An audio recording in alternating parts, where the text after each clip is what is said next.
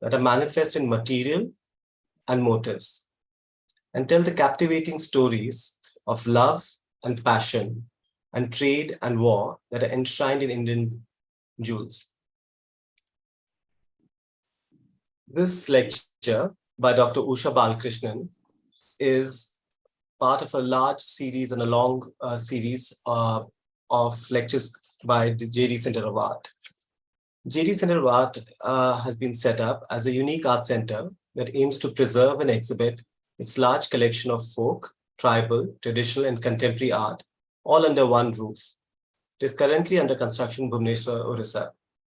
The Meet the Artist program is an in-house program of GDCA where invited artists, craftspersons, or scholars share their work, experiences, and insights through an illustrated talk since 2001. 268 such Meet the Artist programs have taken place on the second Saturday of every month. Currently, our sessions are being held online, which is actually quite a boon for us. So we can have people like you, Usha ji. Usha Balakrishnan is a highly regarded independent scholar of Indian art and culture and the pre-eminent historian of Indian jewelry. Usha has a Ph.D. in ancient Indian culture and a post-doctorate degree in museum studies from the New York University, USA. Some of her publications include Dance of the Peacock, Jewellery Traditions of India, Jewels of the Nizams, Treasures of the Deccan, Jewels that Enchanted the World, Enduring Splendor, the Jewelry of India's Thar Desert and Splendours of the Orient, Gold Jewels from Old Goa. She's curated and edited and contributed to Diamonds Across Time, a volume of 10 essays by world-renowned scholars, all focusing on diamonds. Her most recent publications are Munnu, Vision and Passion and Bejewelled Past, that presents the history and design journeys of two of India's renowned jewelry houses. She's curated exhibitions of Indian jewelry around the world and the jewelry galleries at the CSMVS Museum, formerly called the Prince of Wales Museum, Mumbai, and the National Museum, New Delhi. She's currently curating a museum space in Jaipur dedicated to the history of art of Minakari enamel. And this, just on a personal note, is something that I'm getting to work, and all of us in our studio are getting to work with you. And thank you for that, Usha ji. So happy to have you here, and over to you.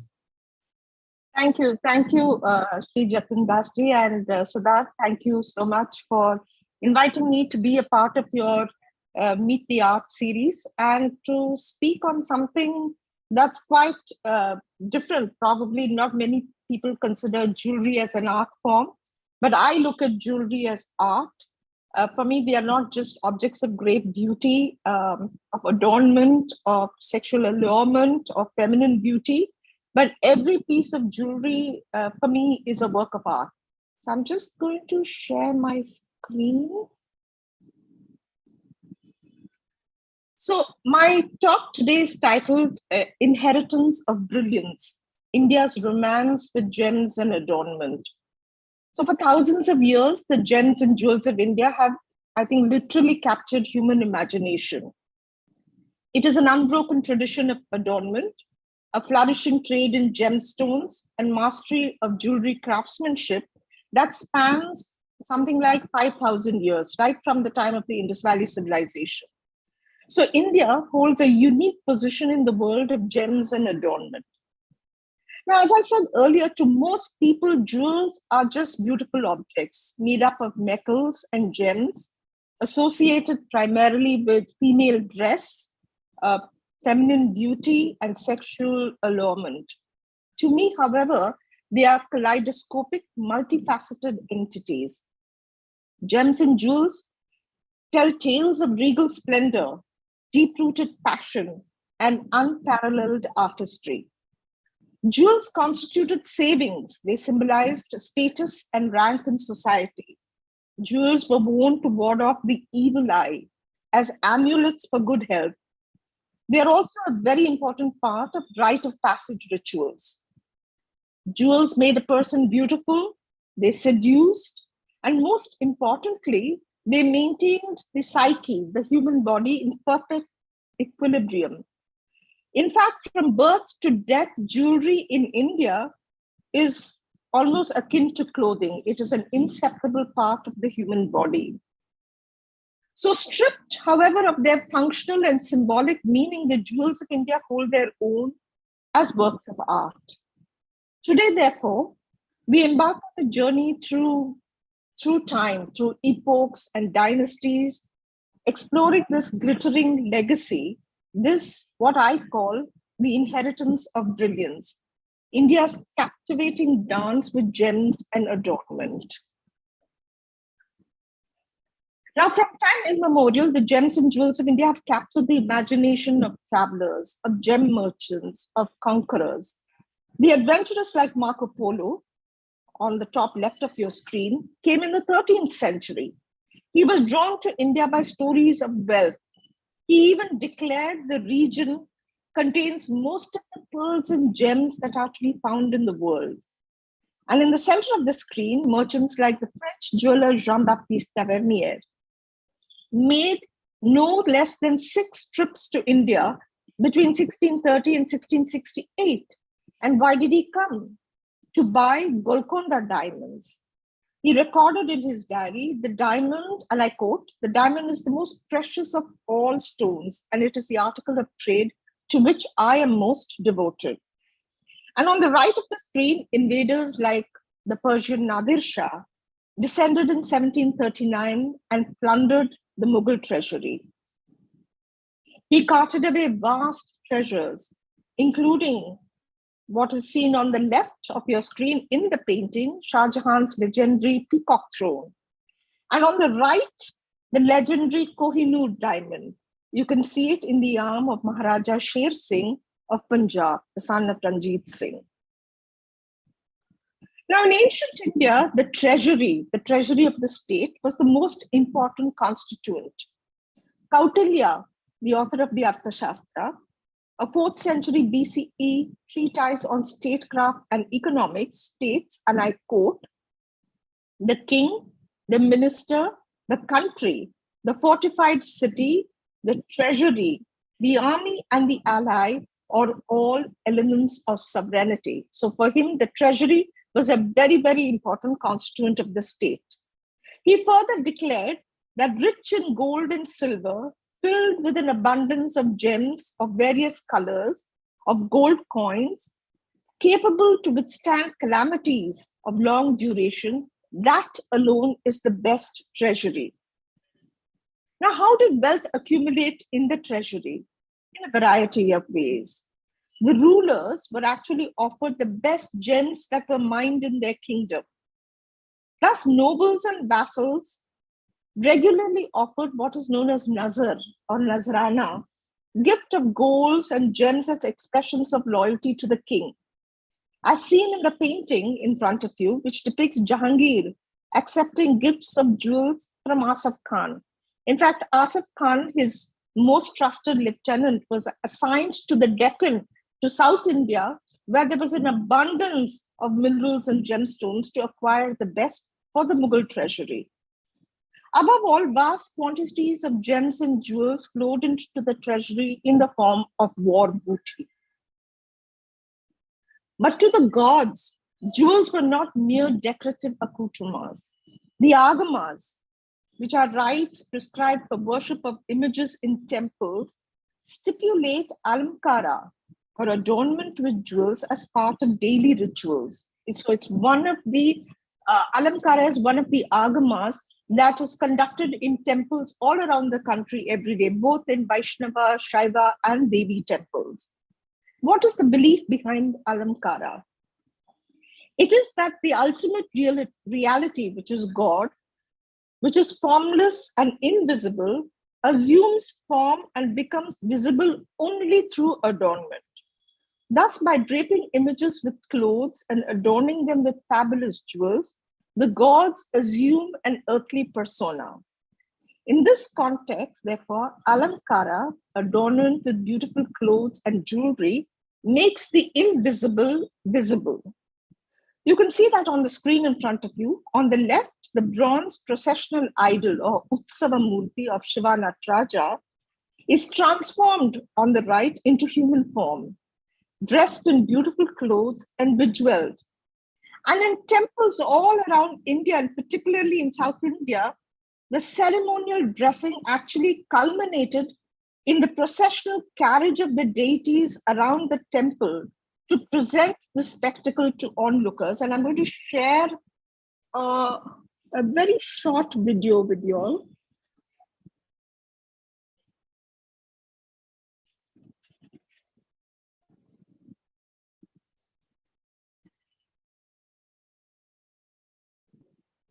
So that short scene is from the Kavalishwara temple in Chennai, where every year in the month of March, during the annual temple festival, the principal deities of the temple are adorned with jewels, with beautiful clothes, with decorated with flowers, and taken out in procession. And on each of the 11 days of the festival, the god emerges in a different avatar. And the jewels and the clothing are also related to the form in which the god takes and immediately becomes recognizable to the onlooker.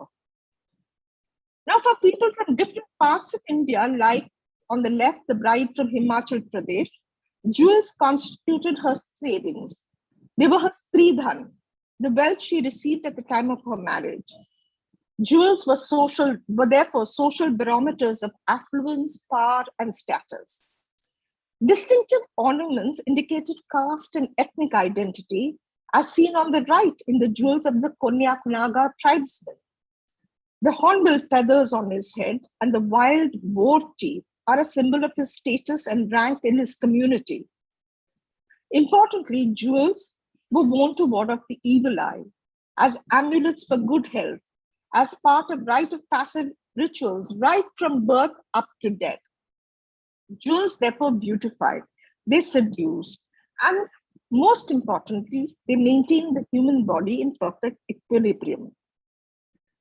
Now, the range of ornament forms in India is of cosmic proportions. It spans a history of 5,000 years. It's spread across a geographical expanse of more than 3 million square kilometers. But adornment in India is actually a way of life. Now, every single person in India, newborn, young or old, rich or poor, urban or rural, owns a piece of jewelry. Therefore, from birth to death, jewelry is very much a part of the human psyche.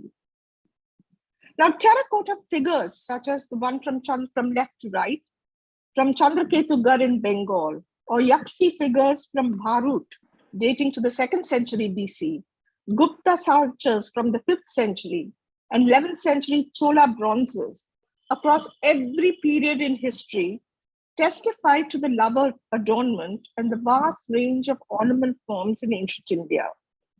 In fact, if you look closely, while the gods might be devoid of clothes, they are almost never devoid of jewelry. Poetry and literature are eloquent with descriptions of jewels, the Ratna Pariksha, the Agasti Mata, the Brihata Samhita, all texts on gemology. Kautilya's Arthashastra is replete with references to mines and even lists the names of jewels. Chronicles of kings, like the Akbarnama, Kalidasa's works, and the diaries of travelers are filled with accounts of overflowing treasuries. Now, in the epic Ramayana, Rama's signet ring and Sita's Chudamani, or her head jewel, serve as important elements in the plot of the story. Remember that Sita had never met Hanuman before. So Hanuman actually carries Rama's ring with him to Lanka to identify himself as Rama's messenger, as shown in the painting on the left. The ring on the screen is inscribed Ram. It is an allusion to Rama's ring. Importantly, it was recovered from the slain body of Tipu Sultan, the Tiger of Mysore, after the siege of Seringapattnam in 1799. The titles of the 5 great epics of Tamil literature, Sangam literature, written between the 1st century and the 10th century, each one refers to a gem or a jewel. The Silapadikaram is the most famous of this. The story, Silapadikaram is the ankle bracelet. So the story revolves around a jewel, a shilambu or an ankle. And you can see a brief description from the text at the bottom. Perhaps the ankle bracelet described there is not unlike the one that is on the screen, which once belonged to the Maharaja of Morbi in Gujarat. The jewel dates to the 19th century. It's called a tazim or a toda. The intertwined gold links end in bud-shaped finials. The jewel is encrusted with diamonds and cabochon rubies. For women, ornaments were objects of seduction. While jewels were worn to satisfy a quintessential desire to look beautiful, the sound of tinkling bells and anklets, the sparkle of a diamond in the nose, or flower blossom earrings all enhanced sensuality. And you can see that in this beautiful painting of Radha and Krishna from the Punjab hills. Radha is draped only in a sheer dupatta, but she's adorned with all her jewels. Beautifully enunciated by Jayadeva in the Gita Govinda, the magic and abundance of love is played out in the language of ornaments. The poet writes, "She is richly arrayed in ornaments for the battle of love. Her necklaces tremble in full. Quivering earrings graze her cheeks. Her belt sounds with her hips rolling motion." So beautifully expressed by the poet. Now, few items of really ancient jewelry have survived. Gold and gemstones were recycled into new settings. They were used as cash to fund wars. They were looted by raids of invaders. So the earliest jewels in India, however, date back to the period of the Indus Valley civilization, to the cities of Mohenjo-daro and Harappa. The pieces on the screen in front of you date to about 1900 BCE. That's almost 4,000 years back from today. Now, the Chronicle of Indian Adornment starts with a simple bead. Yes, just the bead. India was actually at that time the bead manufacturing center of the ancient world. Hundreds of thousands of beads were discovered in the Indus sites. The tiny humped bull that you see on the top left of your screen is fashioned from banded agate, an inset with gold coins. It measures a mere 2 centimeters across. Imagine the vision of the artist 4,000 years ago who saw a bull in the rough agate and was able to fashion the rough stone in this manner. And on the right side, the necklaces, again from the Indus Valley civilization, from the cities of Mohenjo-daro and Harappa, are fashioned from jade, gold, turquoise beads, gold beads, and jasper. Both pieces are exemplars of the technical knowledge of metallurgy, skill in fabrication, and sophistication that was known at that time.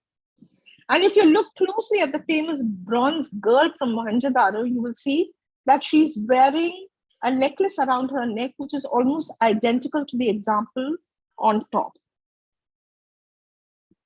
From about the same period are these monumental royal earrings. They are made from sheet gold and decorated with Buddhist royal emblems. There's a winged lion and an elephant worked in repoussé, decorated with very fine wire and minute granules. The jewels are crafted with incredible complexity and precision. They provide evidence, importantly, that jewelry depicted on sculptures of the period was based on real examples. We see so much of jewelry in the sculptures that one wonders whether it was a figment of the artist's imagination. Was it all standardized, or were they actually real such jewels that were worn? And we have proof in the Yakshi image from Bharut on the right, who can be seen wearing strikingly similar earrings.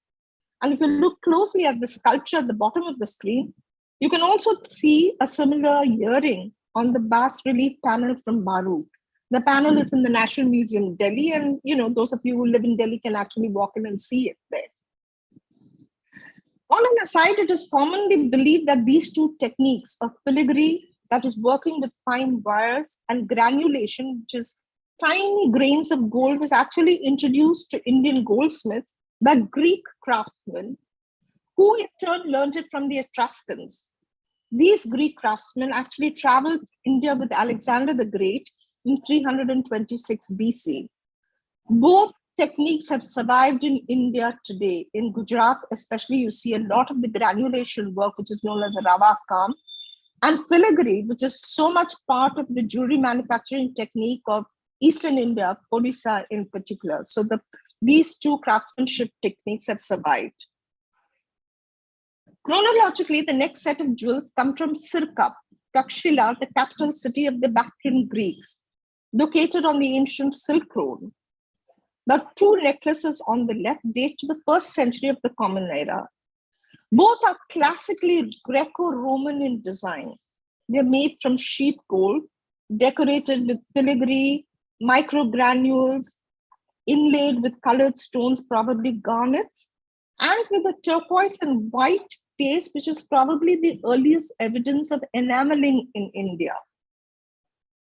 Interestingly, the necklace on the right is also from the same period. It was discovered actually in North Afghanistan in an area known as Tiliatep, or the Hill of Gold, about 1,000 miles from Sirkap. Together, it was known as the Bactrian Hold, and it shows that these influences were actually being carried and transmitted all along the ancient Silk Road. Now, this is a fascinating piece of jewelry. It dates to about the 4th or the 5th century. It is an hair ornament on the left side of the screen, set with emeralds and white sapphires. The piece lay in storage at the CSMVS Museum for almost 100 years till we took it out for exhibition when I curated the gallery 3 years ago. It was actually discovered in an archaeological excavation on Elephanta Island. However, from evidence in paintings in the Ajanta caves that I discovered on the right, I was able to date the jewel to the 4th or the 5th century. Those pieces set with emeralds and white sapphires. Now, emeralds are not indigenous to India. And therefore, where did these emeralds come from? There were only two sources known in the ancient world at that time. One was the Cleopatra mines in Egypt and the Panjshir Valley in Afghanistan. There was a vibrant Indo-Roman trade in this period. And my guess, therefore, is that these gems in the jewel are actually from Egypt. Now, diamonds. India is the home of diamonds. They were known in India 600 years before the Common Era, that is 2,600 years ago. The Golconda mines supplied the world with the precious gem for almost 2,000 years. On the screen is a rare piece dating to the 12th century, the Sultanate period, set with 3 Golconda diamonds. And if you look closely, you'll see that the diamonds are in their natural octahedral form. Their exposed faces merely polished to outline the natural facets. Now, importantly, for an art historian like myself, the jewel establishes that the Indian lapidary was conversant with the art of diamond polishing 200 years before it was actually invented in Europe. Now, from the 10th century, we moved deep south to the Chola kingdom on the banks of the river Kaveri in South India. The top left of your screen is the Rajarajeshwaram or the Brihadishwara temple at Tanjavur, built by Rajaraja Chola I in 1010, the 11th century. The Cholas were militarily powerful and economically prosperous. They had a monopoly over the production of the gold mines, the diamond mines, and the pearl fisheries that all lay within their kingdom. They were also great temple builders. The Rajarajeshwaram temple is actually one of the most valuable sources of information on the jewelry of South India. During his reign, Rajaraja and his wife Logama Devi, seen on the right side of your screen, gifted land, gold, and vast quantities of jewels to their favorite deities. Interestingly, and perhaps the only one of its kind in the whole country, these gifts of jewels are meticulously recorded in inscriptions on the walls of the temple. Seen on the bottom left side of your screen, the temple was actually the treasury of the empire. The name of each ornament, its precise weight, the quantity and quality of gems, and its value are all etched in meticulous detail. Names of jewels in the inscription read like poetry. Just to tell you one example, a single armlet, an armband, for example, was studded with 441 diamonds of different varieties, 54 large and small rubies, 68 pearls, and weighed something like 48 to 54 grams of gold. Now, in 1498, moving on in time, Vasco da Gama discovered the direct sea route to India, and the Portuguese established their Estado de India, that is their empire in the Orient. Goa became the hub of the gem trade, and the Portuguese dominated the diamond trade between India and Europe. The Europeans loved Indian diamonds, and diamonds were in great demand. Goa was teeming with merchants. There were Arabs, Armenians, Persians, there were Jews, the Flemish, even the Venetians, the Germans, the Dutch were all there to buy gemstones. Portugal's 450-year rule of Goa was the longest by any colonial power in India, and the impact of Portuguese culture on Indian jewelry was actually far-reaching. The two visuals on the screen display the synthesis of the artistic dialogue between Goa and Europe. Both are modeled on Renaissance pendants with sea monsters, such as the 16th century example on the right. The one on top, however, is very Indian. It has a makara head, a rock crystal body, and the gems are actually kundan set, a technique of setting gemstones that was and is still unique to India. So while the form appears to be of European inspiration, the workmanship points to an Indian, that is to say, most likely Goan manufacture. The bottom bezel is also of late 16th century manufacture, again typical of the region, with Deccan elements such as the jhumka form on top and the lotus-shaped links. In this piece too, the rubies and unpolished rough octahedral diamond crystals are all kundan set. Portuguese influence is manifest in this gold tiara-like comb from Goa, known as dantoni. The jewel dates to the early 19th century. It's fashioned from gold, worked in repoussé, with an elaborate design that centers on the Habsburg, the European double-headed eagle in the middle. The empty bezels actually would have originally contained gemstones, perhaps emeralds, rubies, or diamonds. And if you look at the picture on the left, visual combs form part of traditional Goan attire. You can see it worn, a similar tiara comb worn by the Goan Christian woman in the painting alongside.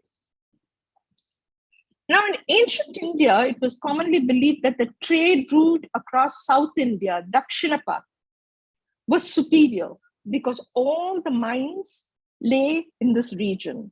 There were diamond mines, there were ruby mines, the pearl fisheries, gold was abundantly available. Rubies and emeralds from Burma, from Ava and Mogok, from Colombia, the Mudzo and Chivor mines all poured into the gem bazaars of the Deccan because all the ports were located on the eastern and western coast of India. There were flourishing pearl fisheries located off the Coromandel coast in the Gulf of Mannar. And all the gold that flowed into India flowed into the Deccan to buy luxury commodities like pepper and spices, textiles, and of course the gemstones. The Deccan was a hunting ground, therefore, for gem buyers and traders, as well as for the Mughal emperors. You can see here a masterpiece of the Deccan idiom. This is actually, although it looks like an arm ornament, is actually a turban ornament. It dates to the early 17th century. It is set with large table-cut diamonds in mango-shaped outlines in front. The reverse for me is particularly stunning. Enameled with red, golden yellow, and green hibiscus flowers on a pale blue and white ground, a palette that today I recognize as being quite distinctively Deccan. The spinel drop is inscribed with the name of Jahangir. Siddhartha told you about the enamel museum that we are working on, which I'm curating and he's designing in Jaipur. The debate on enameling, its antiquity, its history, and development of India has long been a matter of great controversy and debate among scholars. But after many years of research, I believe that enameling entered India through the Portuguese enclave of Goa in the Deccan with the arrival of the Portuguese in the 15th century. The sophistication, finesse, and color palette of Deccani Meena is exceptional. The most important and incredible milestones of this art form are today in the Al Sabah collection in Kuwait. And you can see it in these two exceptionally beautiful pendants on the screen. Look at the back side. The enamel motifs are simple and elegant. The color palette is striking. All features that are quintessential features of the Deccani idiom. The flower form that became so popular during the periods of Jahangir and Shah Jahan. From the Deccan, designs, techniques, and skills actually traveled north into the Mughal court, where they coalesced with Mughal aesthetics to produce fabulous jewels. Today, for a long time, the jewels of India were only identified with the Mughal period. To the Mughal emperors, gems and jewels were symbols of power and sovereignty. They were also, importantly, a form of legitimacy. The Baroque pearl pendant on the left dates to 1574. It's actually inscribed with the date 982 Hijra. It dates, therefore, to the reign of Akbar. Although Akbar himself appears to have worn few jewels, he accumulated enormous wealth for the Mughal treasury. He actually had 7 fortresses, treasure fortresses across the realm. There was one in Gwalior, in Narwar, in Ranthambore, in Asirgarh, Rohtas, Agra, Lahore, etc. The pearl actually might have come from the Persian Gulf, from Basra, or perhaps even the Gulf of Mannar. How was it worn? It was worn like a turban pin, and if you look, I've encircled it in the painting, the close-up detail of Akbar, like the one in which Jahangir is wearing on his turban. Akbar's son, he probably inherited it from his father. And the bangle on the right is fashioned from rock crystal, set with rubies and sapphires. Interestingly, the piece is today in the collection of the Royal Collection in England, now King Charles III. It appears in Queen Elizabeth I's inventory of 1587 and is commonly believed to have been a gift from Akbar to the English Queen. It was probably made in Goa and purchased by the English ambassador as a token, as an expression of loyalty to his queen. Akbar was succeeded by Jahangir. Portraits of Mughal emperors indicate their love for large spinel and emerald beads. Spinels were not cut or polished. They were just tumbled and worn for their size, never reduced in size. Such dynastic gemstones were often inscribed with the names and titles of the emperor and were handed down by the emperor to his son or gifted to another monarch. The necklace on the screen, spinel necklace, features 11 polished Baroque spinels. The total weight of the gemstones is in excess of 1,000 carats.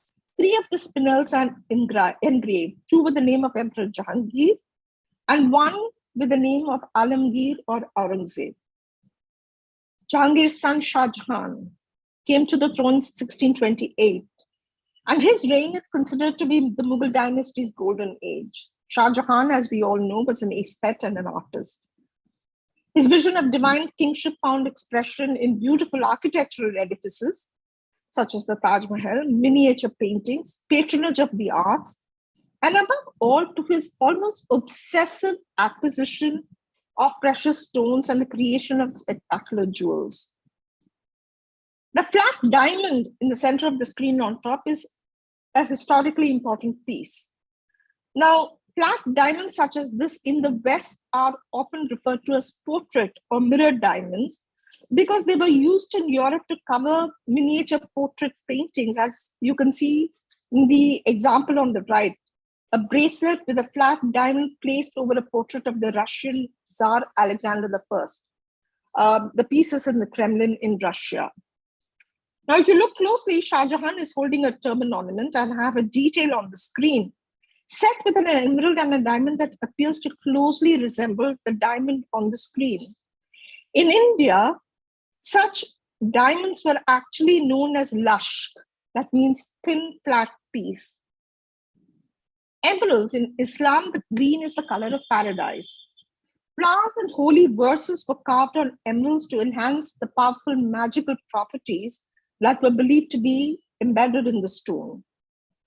Therefore, they were a direct allusion to paradise, assuring the wearer of the amulet good health, long life, and entry into Jannah. The piece at the bottom is popularly known as the Taj Mahal emerald. It weighs 141 carats. It is carved on the front with 3 flowers, a chrysanthemum, a lotus, and a poppy. Perhaps kind of, reflecting the kind of flowers that we see in the Pietra Dura work of the Taj Mahal. Also from the Mughal treasury, the armlets on the top left of the screen and the archer's ring, hum ring, both date to the 17th century period of Shah Jahan.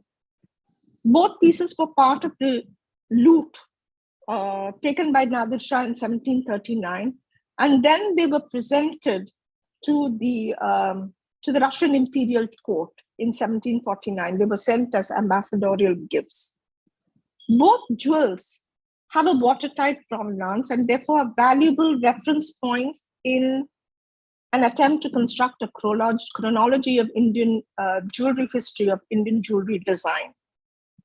Both jewels encapsulate the essence of Mughal aesthetics. They combine great design, beautiful gems, exquisite enameling, and fine workmanship. Incredible precision in both pieces. If you look at the armlets, they are entirely covered with precious stones. Large and small rubies, 547 of them, each ruby individually cut in the shape of flower petals. Similarly, the archer's ring with each gemstone individually cut. And on the inside is a cartouche in which the official title of Shah Jahan is outlined in gold and inlaid with really, really minutely cut rubies. And in Sanskrit, the diamond is referred to as Vajra or thunderbolt, Indra Yudha, the weapon of Indra. Now, in ancient India, every effort was made to preserve maximum mass and weight of rough stones. So no sliver of a diamond, however small, was discarded. While geometry was important, symmetry was never considered essential to draw out the fire from within the diamond. The example on the screen is a magnificent necklace set with 5 pendants. The table-cut diamonds range in weight from 28 to 16 carats.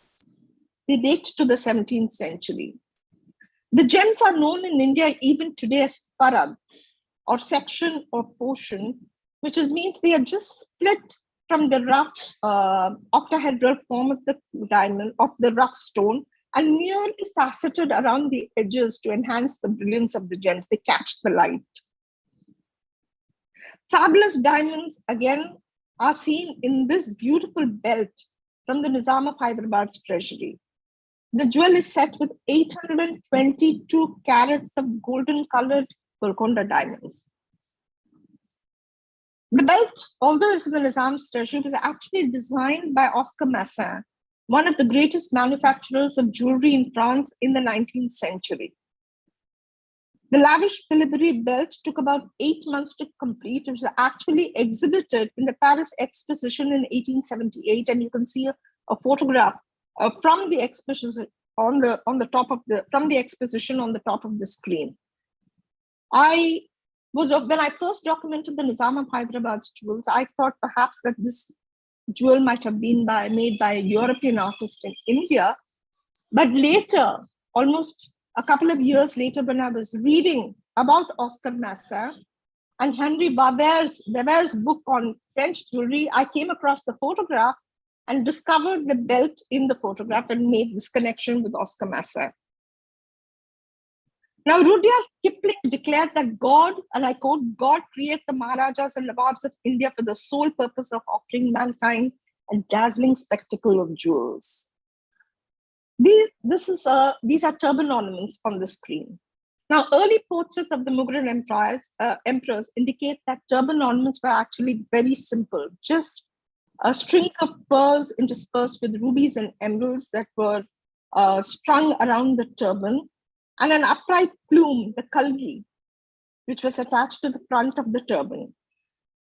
It was only a short stylistic evolution later when the two were combined to make what we commonly refer today as the Satpej. These jewels, again, are from the Nizams treasury, set on the front with Golconda diamonds. The reverse is particularly beautiful with monochrome enameling, white and black. Again, a very, very Deccan palette. Here are two fabulous pieces, again from Hyderabad. The jewel on the top is set with a collection of Burmese pigeon blood rubies and diamond briolets, while the emerald Sarpej at the bottom is made of carved emeralds and inlaid with diamonds. Both jewels actually depart from the traditional Indian aesthetic because they manifest European design influences. The piece on the top, the piece of bottom, not kundan set. However, they are set in claws. And as proof of provenance, we have a photograph on the left of the Princes Azam Jah and Muazzam Jah, sons of the last Nizam of Hyderabad, Mir Osman Ali Khan, actually wearing these two jewels around their dastar. Now, in ancient gemology, rubies were classified according to their color. Padma Raga was red like the lotus. Purplish ones were known as Jamunia. Gems with a hint of blue or black were known as Nilagandhi. The red gem is ubiquitous in traditional South Indian ornaments because they flowed into the gem bazaars of South India brought by gem traders, the Chettiar traders from Burma. These two necklaces are classical South Indian jewels. They're known as Vaijayanti Mala, the necklace of victory, or also Makara Kanti, the name derived from Makara or crocodile whose upwardly curving tails are stylized in the pendant. Both of them display a beautiful collection of Burmese capuchon rubies. So where did the emeralds come from? They poured into India, particularly from the 16th century after the arrival of the Portuguese and the discovery of the emerald mines in Colombia in South America. As I said earlier, the Mughals were passionately fond of the gem and acquired them in large quantities. And after the fall and the decline of the Mughal period, emeralds were collected in large quantities by the Indian maharajas. This is an amazing emerald brooch, which originally lay in the Jaipur treasury. And I included it today to show you what an amazing insight it offers into India in the 17th century. If you look at the emerald itself, it depicts a seated female figure offering a bunch of grapes to a male child on her lap. Below the throne is an antelope and a cow. Various scholars identified it, perhaps it is Shiva and Parvati, maybe it is Radha and Krishna. However, be that as it may, I think the inspiration for the tableau lies in paintings such as the one on the right of the Madonna and Child, such as the 17th century work by Pierre Mignard. So while the theme is European, the stylistic characteristics of the images, the carving, the manner in which the ruby, the tree and the bird, the Kundan said ruby, tree and bird are all very Indian. We must remember that European portraits and paintings were presented by missionaries and ambassadors to the Mughal emperors. They captivated the Mughal emperors. Palace artists were commissioned to replicate the images in their own unique idioms. Perhaps this is one such example.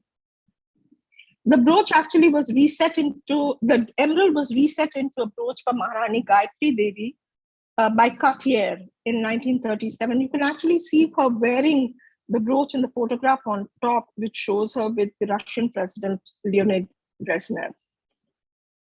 Now, Shringara, or adornment, is among the 16 rituals of beautification prescribed for a bride in preparation for her wedding. There are a list of ornaments starting from the top of the head right down to her toes. The necklace on the left is a marriage necklace. In fact, the marriage necklace, the Mangal Sutra, the Tali, is one of the most important rite of passage jewels for a woman. The example on your screen is from Chettinad in South India. It's known as the Kadithuru. It's a massive marriage necklace. It is particular to the Natukottai Chettiar, which is a trading community near Madurai.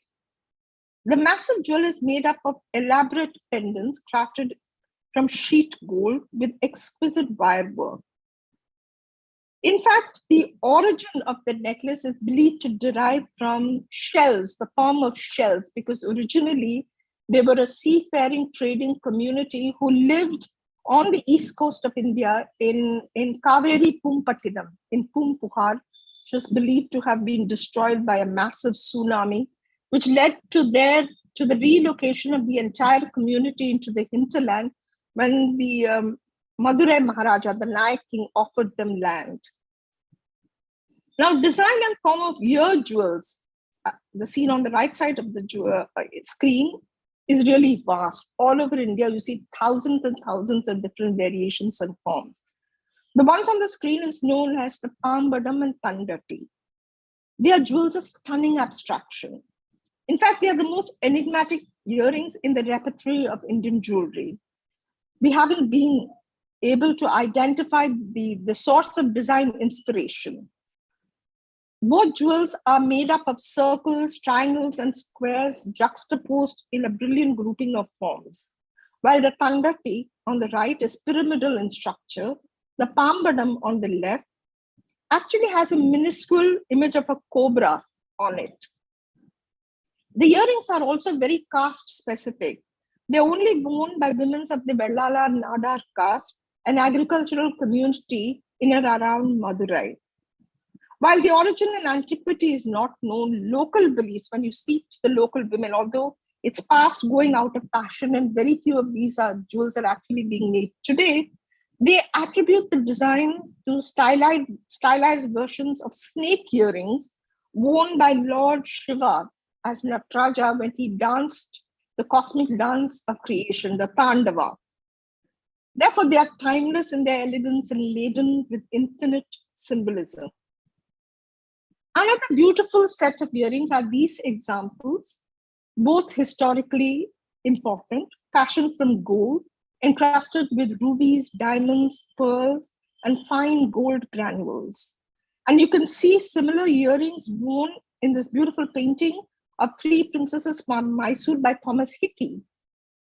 In fact, the earring in the bottom, which is now in the Rijksmuseum in Amsterdam, was part of a collection of jewels put together by the Director General of the Dutch East India Company, Van Golenis, for the Cabinet of Curiosities of William IV, the Kunstkammer of William V in The Hague.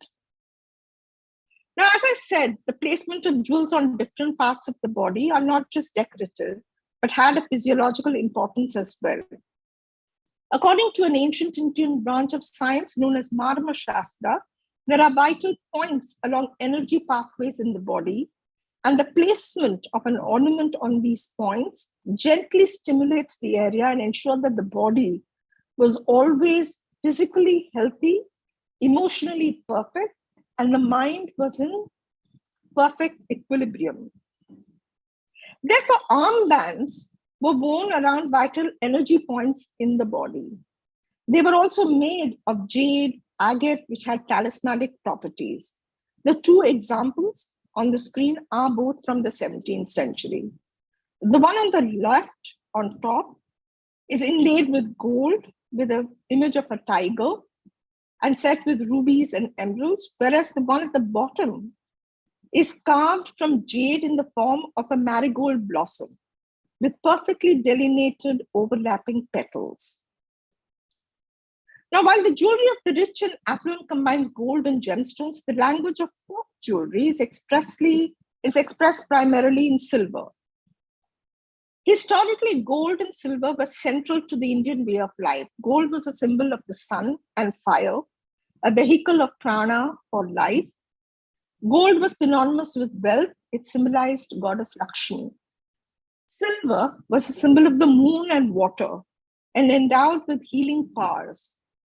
The gold Gauri Shankaram necklace on the left is made from sheet gold strung with Rudraksha beads, while the silver anklets on the right, crafted in the deserts of Rajasthan, were worn by tribal women to whom it constituted a form of savings, in addition to all the other symbolic meanings that is attached to them. Jewels dispelled anonymity. They proclaimed caste, religion, and ethnic identity, and even unequivocally communicated individuals' region of origin. This is particularly the case among the tribal and pastoral communities of India.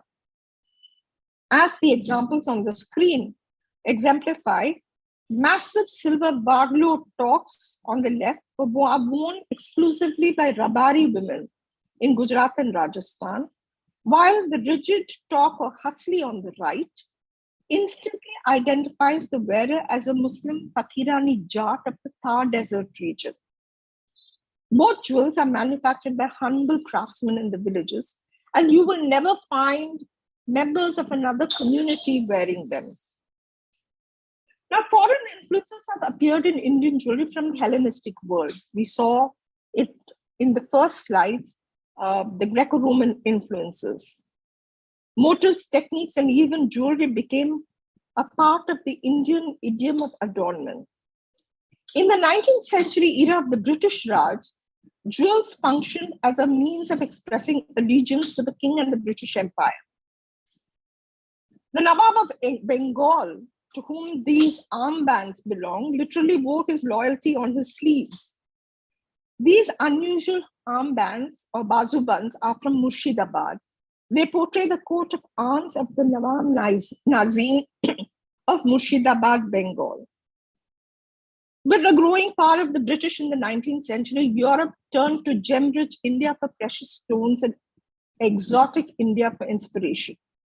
The great European jewelry houses, Cartier, Van Cleef & Arpels, Chaumet, Maupassant, etc., all created a new genre of jewels that married Indian color, motifs, and forms with European elegance and techniques.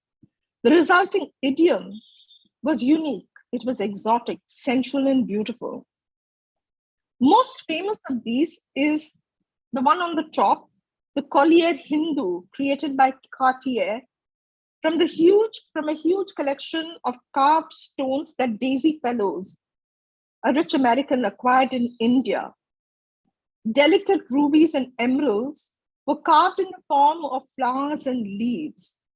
They became a source of inspiration for a large number of such jewels that was made by the House of Cartier and continue to be made today with carved gemstones sourced from India. One of the earliest pieces on the bottom right was actually made in 1935 for Maharaja Sir Rajendra Narayan Singh Dio of Patna. And you can see it in the tutti frutti style. It also came to be known as the tutti frutti style. You can see him wearing the design of the necklace, which is in the drawing, in the gouache. And on the right, you can see him actually wearing the necklace that was made for him. Similarly, the necklace on the left was made by Cartier, was a commission for Maharaja Bhupendra Singh of Patiala in 1935. And look at the design. It hints at links with the traditional South Indian manga male or necklace of mangoes that you can see on the top left of the screen.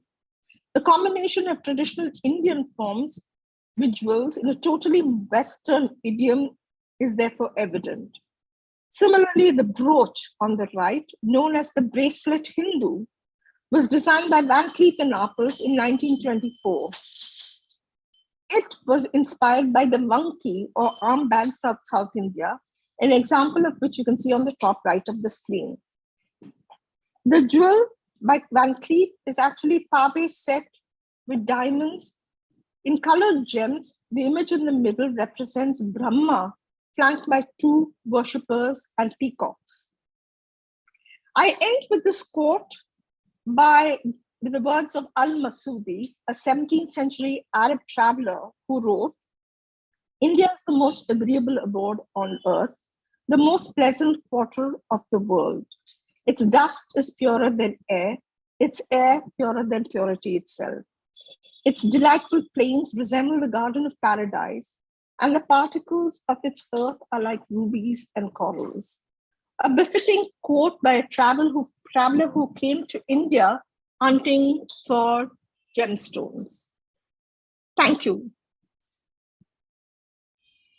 Very good. Thank you. Very good. Thank you so much. Thank Baba, you. would you like Thank to say you. something? Yeah.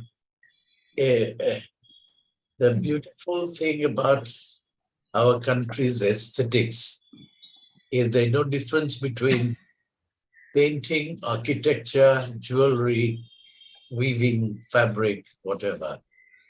The sensibility is the same. It's the same, and importantly, I think we must remember that in the ateliers and in the bazaars, they all worked next to each other. That's right. So they all fed off each other. These kind of inspiration, they were not in watertight compartments. So we underestimate the degree to which they were sharing ideas. So there were painters who were jewelry designers. There were architects who were goldsmiths and jewelry designers. So these kind of functions, within a family, large families, there were members who practiced the different art forms and the different craft forms. That's right. That's right. And it's all interdependent. Absolutely. And that's the beauty of Indian aesthetics. Absolutely, yes. Yeah. So that's very good, wonderful presentation. Thank you. These things were taught in art schools, that's one. And the richness that we inherit in our country in every field is not a part of our syllabus in art and aesthetics. We are mostly talking about the rest of the Western world, I'm not anti-Western world, but what I'm saying is first to know your own grounds. Yes. And when you are showing the beautiful designs and in architectural design of buildings, it has similar concern, similar design, similar patterns. Forms. Yeah. Wonderful. Thank you very much. Yeah, Thank very you. enlightening. Thank you for inviting me. There are some questions. So, yes, Shilpa Shah has a question. Please switch on your camera and ask them. Shilpa Shah, you want me to read out or are you going to ask it? You can unmute yourself, please. No? Okay, I'll read it out anyway in the meantime. Maybe she's having some technical issue. Are there ancient tools found to drill holes in the beads of Indus Valley jewelry? Yes, there are. Actually, the Indians taught the technique of drilling beads with diamond heads to the Romans. So there's a lot of study done by a scholar called Kenoyer on this subject. And it was that tool that was learned by the Indians that then led to the flourishing of the glyptic arts in Rome. That is the carving of cameos, carving of gemstones, of opals and moonstones. So the tool, the diamond-headed tool, was actually a discovery in India that was then taught to the Romans as part of the Indo-Roman trade, and then took off in Europe in a different direction. In fact, when you look at Indus Valley beads, some of the biconical beads are so long. They are sometimes 3 and 4 inches long, and one wondered. So they actually drill them from both sides with these diamond-headed tools to meet perfectly in the middle, beautifully aligned. Wow. It's really, in a way, a meeting of science and art, and how it really, the precision that is required, and yet with That's the right. aesthetic forms. Nitin, they said it's very informative, thoroughly enjoyed it. Thank you. Thank you. Anyone else with any questions, please? Anil Chandaria says, thank you for your fascinating talk. The AI Sabha collection jade that you showed is a camellia, not a marigold. Oh, okay. Thank you. Well, I'm sure there are others who are actually interested in the. We always get new guests, which is what is fascinating. And, the speakers bring new guests to our forum. So that's really wonderful, those who know the subject better. It was very insightful. Anybody else has any questions? Any comments? Saraswati Ganpati says, what other metals were used? That's her question. So amongst the folk communities, they also used base metal, which was white metal. They used brass. We even come across iron, jewelry made of iron. So I think it all depends upon the economic affordability of the community. So pretty much, I mean, we also come across feathers, terracotta jewels, shells that were used as jewels, beads, from nature, which were then transformed into. So we have pohe har, from the beaten rice necklace that's very popular in Maharashtra, mohanmal. So these were all derived from nature. So anything that they could convert into a piece of jewelry, even beetle wings were used as jewelry in the Punjab hills. So, it all depends on what they could afford. Right. But jewelry was important. They had to wear a piece of jewelry. What they could afford, and also probably what was in the vicinity, like what nature and what, surroundings provided. Yes. Whether the metals or whether the trees or the beads. So I guess, the environment. And source of inspiration, therefore, was also quite localized. So you see, for example, in Deccan, plant forms and flowers that were very particular to the region coming into jewelry, whether, in the form of set in diamonds or the carved jades or in the enamel. But then over time, because of the extreme portability and mobility of jewelry, designs traveled across those geographical boundaries. So they were carried and then they were replicated in different centers. For example, we see in Assam, why is it that beads are so popular in the Northeast? Amongst the Naga communities, in Manipur, in Mizoram, they collect these beads. They are not a bead manufacturing center, but because the beads from Western India were taken there as trade and they were so rare and not easily available, they became coveted. They became something that they wanted. And that became so much a part of their idiom of adornment. True. About lacquer and glass bangle, when the women get married, they wear iron bangle, a lacquered bangle, an ivory bangle. Yes. You throw some light onto this use of lacquer. So again, in Bengal, for example, they have that, the loha, the iron bangle. Again, it's very, very symbolic. It's associated with the material. So when it's ivory bangle, the symbolism of the elephant. What was the elephant tusk? It symbolized power. It symbolized faith. It symbolized loyalty. So that became a part of the idiom of adornment. What was lacquer? Lacquer was something that was freely used. They could also color lacquer easily. So unlike other material, when they wanted to, they added color to lacquer. Lacquer was a very versatile material. Just by heating, you could kind of, make it into thin bangles, broad bangles, and something that was easily available in that region. It's a sap of a tree. So it became very popular in jewelry. And later on, that very same lacquer is today incorporated into jewelry, because inside kundan setting is lacquer. Right. It's also very light. Saraswati Ganpati has a follow-up question. She asks, did men other than royalty also wear jewelry? All of them. It is Yeah, those rings. traditionally compulsory for a young boy to have his ears pierced, because of that whole science of marma. Yes. The earlobes are believed, they are all acupuncture and acupressure points. So yeah. the earlobe was very important, because as a young boy was entering his period of learning, it was believed to open up his consciousness, activate the mind to learning. Even today, if you go to Rajasthan, Gujarat, and amongst the ethnic communities, all the men have their ears pierced. They wear pendants, amuletic pendants around their neck. They wear armbands. They even wear anklets.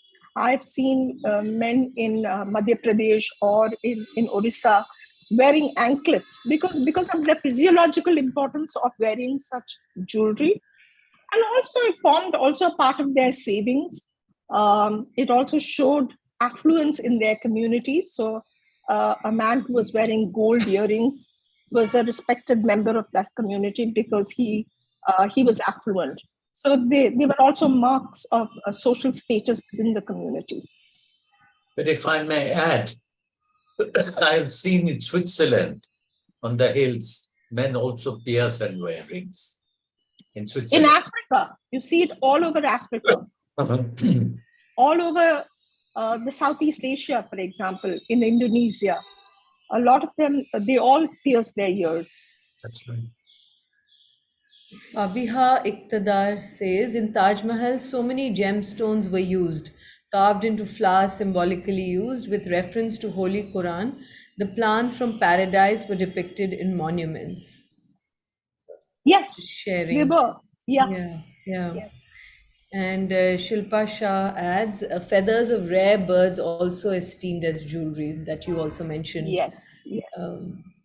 In fact, the kalgi, the kalgi that I showed you was actually traditionally in Persia, it was a heron's feather, because the heron again was symbolic. It was like a bird of paradise. It symbolized kingship. It symbolized sovereignty and power. So that feather was tucked into the turban of the rulers or of a nobleman to declare his status in the court.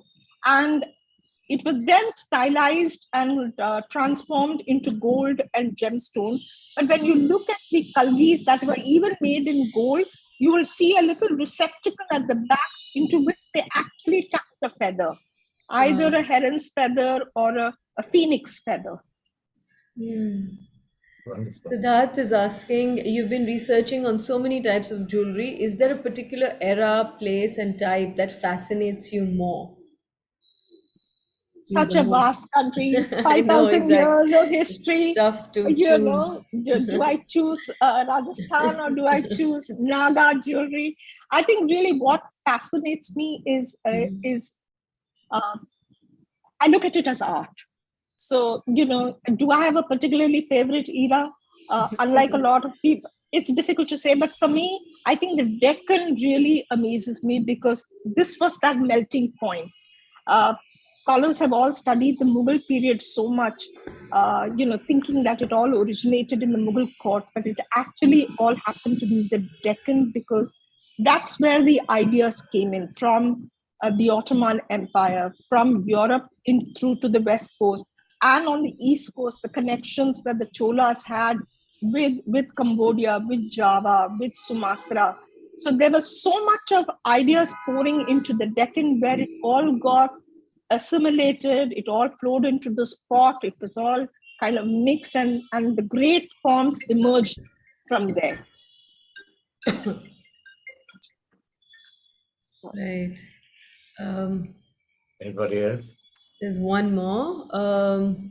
Anil Chandaria asking again, where could the phoenix feather be found, please? Oh. Tough question, really. No, I don't know. Google it. Yeah. Or we have to use Chat GPT. Yeah. Oh God. Siddharth is asking, what are you currently working on and what are the near future projects that, if you could share some of them?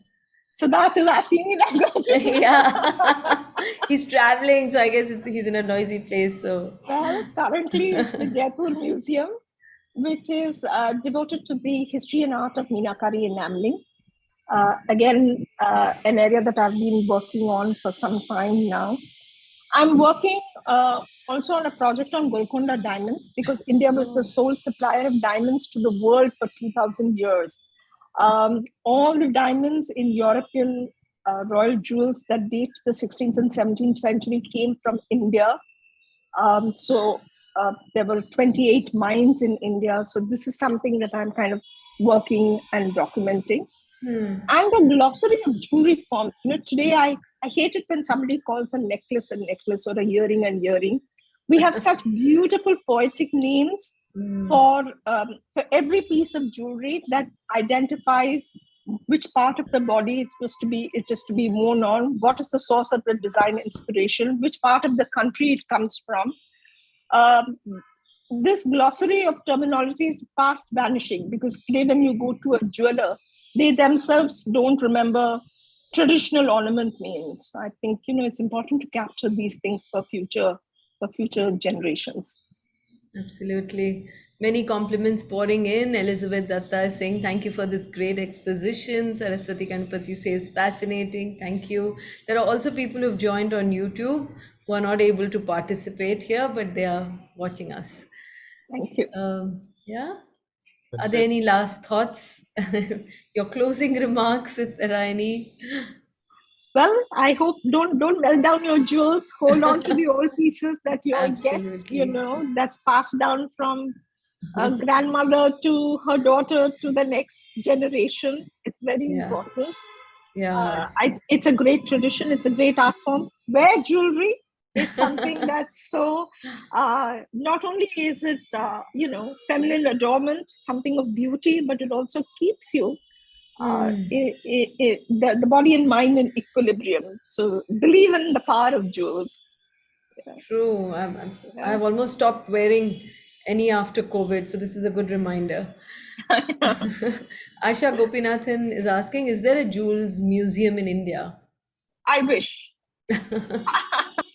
Well, you're doing one, Minakari one in Jaipur. Would you call we are that? doing, in Minakari. And, but since India was the gem bazaar of the world, we need a great gem and jewelry museum. And I hope, one day that will happen. We can bring all the temple jewels out and put it on exhibition. Wow. Bring in all the pieces that are currently in international collections for special exhibitions.